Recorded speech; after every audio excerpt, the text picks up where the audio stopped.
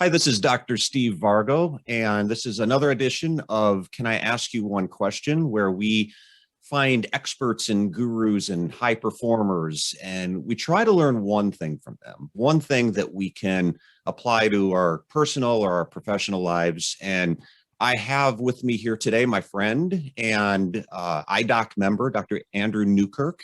And Andrew owns a practice in the Chicagoland area, and he's crushing it with myopia management. I believe he's got over 200 kids right now in his myopia management programs. So, Andrew, my question to you, and we were talking about this before, I think a lot of practices try to implement a new specialty or service like myopia management, and they struggle to get to yes with whether it's the patient, whether it's a parent. They can't seem to get out of the starting gate with it. So when you have a patient in the chair and you determine that they're a good candidate for myopia management, and you've got mom and dad or mom or dad sitting there, and maybe mom or dad never heard of myopia management, how does that conversation go in your practice?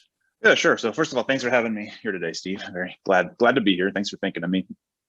So first of all, a lot of times, probably 3/4 of the time, these are existing patients, and I've already identified before that they even come in that this is a good candidate for myopia management. I mean, we all kind of know who makes these good candidates. We'll actually cross-reference and look at parents' charts if they're patients of the practice or other family members too, to see if there's other high myopes in the family, so we can have that conversation. And then that way we know to extend that appointment time. And so instead of our usual 30-minute spot for these kids, we'll actually make them 45-minute spots, because it's very, very, very easy to kind of run out of time talking to them about this. So I've got little Johnny in the chair right here. He's progressed by a diopter in the last year. Mom happens to be a -10, status post-retinal detachment, or fill in the blanks, whatever. Maybe perhaps parents aren't even myopic at all. So yeah, that's where does the conversation go? So first I start talking about what myopia or nearsightedness is. So I bring out my little trusty Merck 1970s eye model right here. And I talk about when your child becomes nearsighted, their eye is growing physically longer. Now, one of the problems is they're not able to see very well far away anymore. But the bigger problem here is that there's only a finite amount of retinal tissue and other structures inside of the eye. And as myopia progresses, the eye physically grows longer.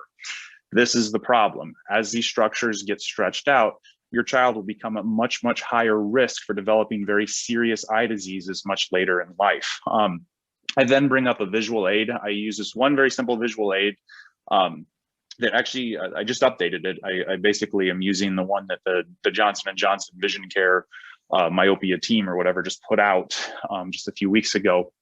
But there's only one statistic on that chart that I point out. And it's basically once the child gets past -6, their risk of becoming visual impaired past the age of 60 is 5.5 times higher than someone that has no or very little myopic correction. And I think we could probably link to that chart in the notes here of your YouTube video here, Steve. And so then next I discuss what the options are. And there's basically 3 options of myopia management. I don't offer it as a menu of options to the patient. I've already kind of decided which one's going to be the best for their patient. And so I'll briefly talk about the other 2, just in case that parent's already familiar with those.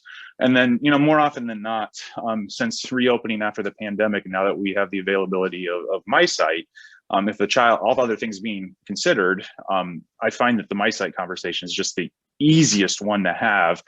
Plus, if you're just kind of getting into this or you're starting to prescribe myopia management the first time, I think it's really, really great to lead with that FDA approval. It's like now we have like this recognition that there's a technology that works. It's FDA approved. It's not some silly off label. It's not medicine in your child's body or anything like that.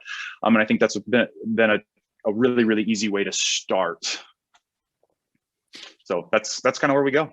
Yeah, I find that a lot of times these conversations is kind of a mix of logic and emotion. You mentioned things like, just the one statistic where you use the term visually impaired, the potential to be visually impaired, serious eye disease is something else you said. So you kind of, I think it's those things that really connect with parents, especially when it's relatable. A lot of situations, it's probably the case that they've had high prescription, high myopia as well. Yeah, and if there's a parent that, like, it's surprising. I mean, probably over a third of our kids in our myopia management programs have a parent that either has glaucoma or had a retinal detachment or had cataract surgery in like their 50s or something like that. And so it's those cases where, yeah, I definitely discuss that. It's like, we don't want your child to end up like you, basically, Yeah, and no, that yeah. making that connection. I think our capture rate, if you will, with those types of patients, I mean, is 100%. I can't think of one instance where, there was a scenario. It's like where I'm telling them, it's like, your kid like really needs this. It's not like this would be great for your kid. It's like, no, your kid really needs this, where they haven't followed through and initiated therapy.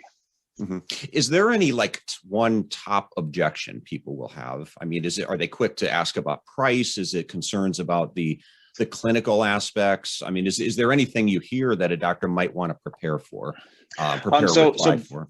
Yeah, great question. But before we had MiSight, yeah, our capture rate was probably less than 50%. I mean, like the Ortho-K conversation, like people, if they've never heard of it before, they look at you like you're completely nuts. You're like, what? It does what?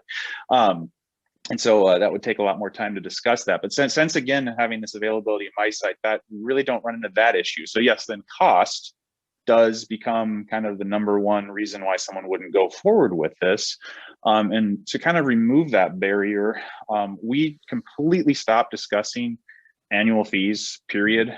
We just do monthly payments with an annual commitment that kind of resets every single year, that we just have clearly defined in our informed consent agreement.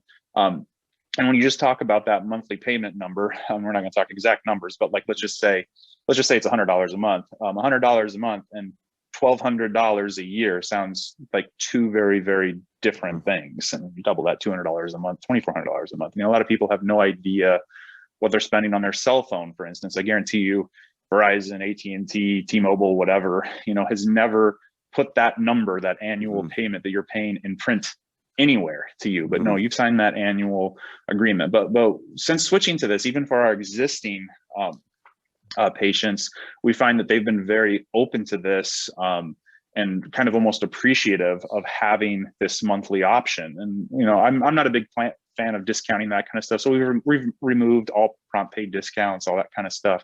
So it's just trying to make it as simple as possible. There's two different levels of monthly payment amounts depending on what myopia management program the child is in. All the staff know what those two numbers are, so if someone calls in, asks questions, it's that easy.